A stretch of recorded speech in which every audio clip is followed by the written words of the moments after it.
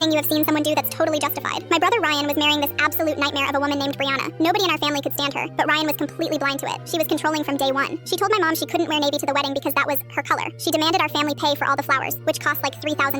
When I asked if I could bring my 2 kids to the wedding, she said absolutely not because children would ruin her perfect day. But the worst part was when we found out she hadn't even sent an invitation to our grandma Helen. When my mom asked why, Brianna just shrugged and said grandma was boring and would probably fall asleep during the ceremony anyway. I was furious. Grandma Helen was 82 and had basically raised Ryan after our dad died. She taught him how to drive, helped him with homework every night, and even paid for his college textbooks when money was tight. When grandma found out she wasn't invited, she didn't yell or cry like I expected. She just sat quietly in her kitchen chair, nodding slowly. Then she looked up at me with this calm smile and said, well, we'll see about that, won't we? The wedding day came, and I was dreading every minute of it. The venue was actually this gorgeous old mansion that had been in our family for decades. Grandma had let Ryan use it for free because she wanted his wedding to be special. I was standing there watching Brianna boss around the photographers when suddenly I heard gasps from the guests. There was Grandma Helen walking up the main entrance in the most stunning gold gown I'd ever seen. She looked like royalty. She was carrying this leather folder under her arm and had the biggest smile on her face. Brianna spotted her immediately and marched over, her face turning bright red. What are you doing here? You weren't invited, Brianna screamed loud enough for everyone to hear. The entire wedding party stopped what they were doing to watch. Grandma didn't even flinch. She opened her leather folder and pulled out a stack of official-looking papers. Well, dear, I think there's been a misunderstanding. You see, I still own this property. She held up the documents for everyone to see. I lent it to Ryan for his special day, but according to the contract I signed, I can revoke that agreement at any time. Brianna's face went from red to completely white. You can't do that. We have 200 guests here. I can, and I am. Grandma's voice was sweet as honey but firm as steel. I think it's time you learned some manners, young lady. This wedding is canceled. The chaos that followed was unbelievable. Brianna started screaming and throwing her bouquet around. The wedding planner looked like she wanted to disappear. Guests were pulling out their phones to record everything. But then something amazing happened. Ryan, who had been standing frozen this whole time, suddenly started laughing. Not angry laughing, but genuine, relieved laughter. He walked over to Grandma and gave her the biggest hug. Thank you, he said loud enough for everyone to hear. Thank you for saving me from the biggest mistake of my life. Then he turned to Brianna and said, we're done. This whole thing is done. Brianna lost it completely. She threw her ring at Ryan and stormed off, screaming about how we'd all pay for this. Most of the guests left pretty confused, but about 50 people stayed behind. Grandma invited everyone back to her house for what she called a real celebration. We spent the rest of the night in Grandma's backyard, eating leftover catering food and dancing to music from her old radio. Ryan kept saying it was the happiest day of his life.